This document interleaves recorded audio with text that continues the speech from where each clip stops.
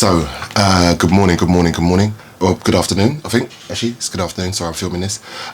Just a sort of supplemental. Yes, I'm a Star Trek fan.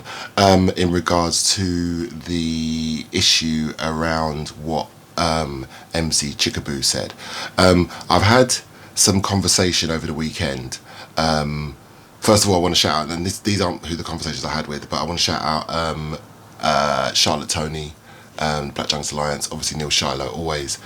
Big shout out to the Festival Kitty, and also to Maria and others who have sort of brought different aspects of this racial conversation to my attention. Now, what some have said to me, and it was none of the people that I mentioned, but it was part of the conversation with those people.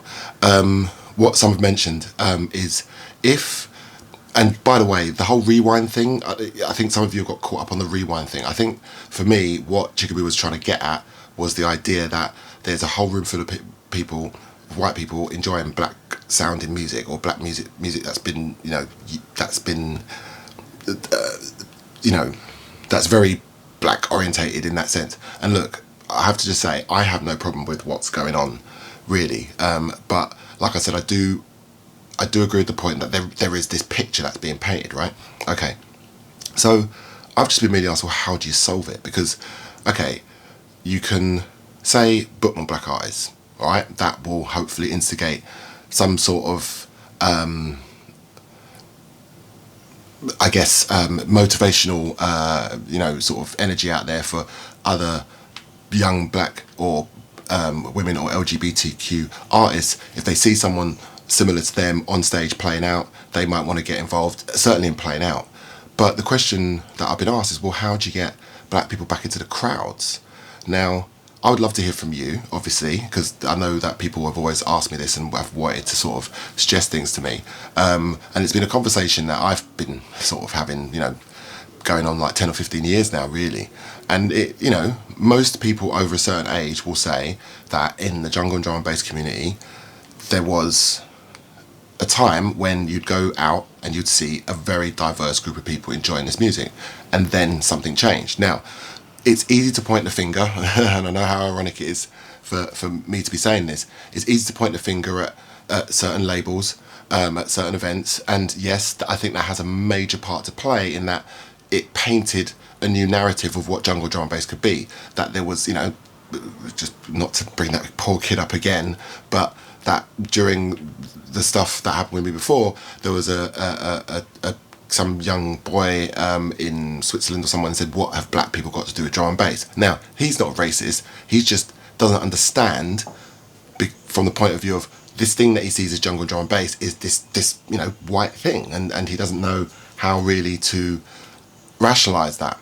So how do we solve it? If there is a problem to be solved, maybe we just have to, like someone said to me, why does it matter? Maybe it's just lost, maybe it's just techno, maybe it's just jazz. But I just refuse to accept that. So if I'm refusing to accept that, and there are others like me who are refusing to accept that, how do we then solve it? How do we find a way of getting not just young black people, but LGBTQ, Chinese, Indian, how do we get more people of colour and different demographics into jungle and drum and bass again? How do we do it? Okay. So if I was going to take an example from my big sis, Dawn Walton, OBE, she worked very hard with her company Eclipse in the theatre game. That's why she won the award. That's why she's got the laudits and the plaudits, that she's received in working into getting black people back into theatres. And the way she did that, if I remember correctly, and hopefully I'm not going to fuck this up, but she went to the black community. She basically took theatre to places where black people were, and other people were telling her that black people wouldn't come out, and they did, incredibly. And to be honest, the only person that wasn't surprised was my sister. She was bang ahead of the game. She's light years ahead. She knew if you put certain things on in certain places for certain people to come and see and check it out, you will get that audience. Okay. So that's one solution. That's something I've been thinking about doing. It's something I'm hoping that we can sort of get. I don't know how we're going to do it, but I can't be coming on this channel and saying and saying stuff and not maybe trying to offer some solutions, right? Because that would just I mean, I don't want to do that. That's why I don't want to do it, because I don't want to do it. I want to try and make this, if I'm going to do this thing, I want to try and make it something that's going to at least bring some answers to some of these problems that I might be bringing up, and hopefully always get some positive resolutions and outcomes, right? Okay, so I don't know how I'm going to do that, but I think maybe the clue for me might be grill and grime, drill and grime. Maybe that's the trick. Maybe there has to be a way that we can introduce junglistic ethos into the grime kids, into the drill kids. I don't know. Or maybe we get the drill kids to come over and the grime kids to come over and start working with drum and bass artists more. And I know there's been attempts in the past. I know that the boys in Manchester, like, for example, they've got a great kind of mixing pot of like the sort of like the grime and dubstep, and some of them do a bit of drum and bass with, guys like Strategy and stuff like that. I love that, because at least then it's sort of pulling different people in from different areas. So maybe it needs to happen in London more, because I don't see any evidence of it. So if anyone's got any ideas, again, comment below. Please share this if you see it, because I really want to see if we can get something going here.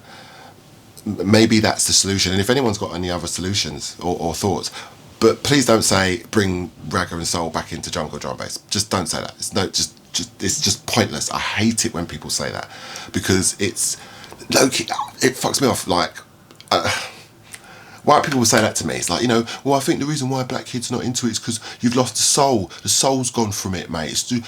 No, black people are more than capable of listening to other things other than soul, ragga, reggae. I'm testament to that. So just stop with that shit. I fucking hate it when people say, and black people say it all the time too, and there's this huge separation of like, it has to have this thing. No, you've got black metalers now, right? So why wouldn't you say, let's put more metal in drum and bass in order to get black people in it? I don't know, but it's always the same thing. It's got to be soul, and and I've got no problem with soul, R&B, and reggae and hip. But I've got no problem with black music. Obviously, I'm just saying, stop saying that it's only those things that get black people back into, drum and bass.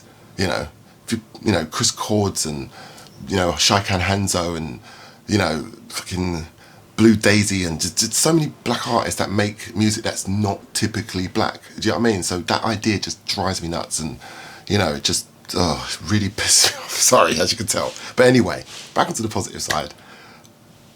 What I'm going to try and set out to do, probably beginning of next year, is trying to be more evangelistical about jungle and drum and bass to the black community at least.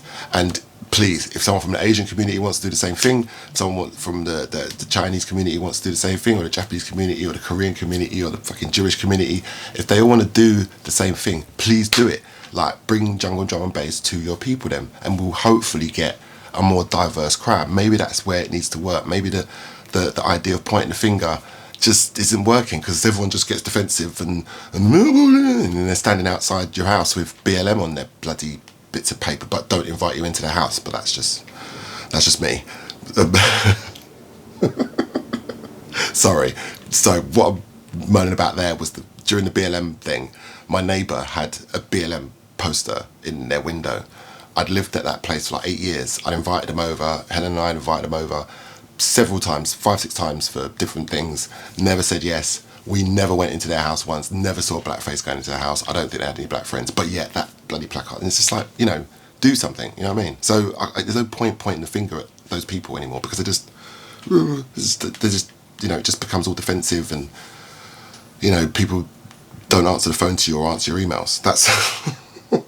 That's basically what happens. Anyway, so that's what I'm going to propose that we're going to do. I'm going to propose that we try and be more evangelistical about jungle drum and bass, try and bring jungle drum and bass to the black and other communities, work with the LGBTQ community, for example, and see if we can bring jungle drum and bass to them, so we can, have a more, just see some variation, man, when we go out. Jesus. Like, and from that angle alone, I will give Chikaboo her due, because what she's seeing is just the wrong thing. It wasn't what she grew up in. It wasn't what I grew up in. And, any well-meaning person would not want that, would want to go out and see a beautifully mixed group of people, like what you see at Rupture. it always makes my heart sing when I go to Rutcher and I see the most challenging music being played, or old school music being played, or dubwise, or whatever it is that's being played, and it's just a beautiful mix of colour in the crowd, just beautiful. Why wouldn't anyone want to see that? Why would you want to see what Chickaboo and others have seen? Why would you want to see it? So, you know, people are always going, it's not about the colour. No, it's not, but it kind of is, right? Let's just have it right. And no person of colour ever says that. Oh, why does it always have to be about colour? Why does it always have to be about race? But anyway, so I'm feeling a bit more ready this morning. But anyway, so that's what I propose. So that's what we're going to do. And if you've got any ideas of how we could do it, please get in touch. Comment in the bottom, in the thing below. And as always, make sure you like and subscribe and share the video. Share this video, because if more people see it, we get more attention to this. And if you really care, you really want, you know, I'm not trying to blackmail you, but I'm just saying, like, you know, if you really want to see a change, maybe the time for me to, and others, to stop going and start going is here. Maybe I need to start, like, really putting my money where my mouth is, and doing something that can bring people together. Yeah, so that's what I propose. So let me know what you think. Anyway, catch you later.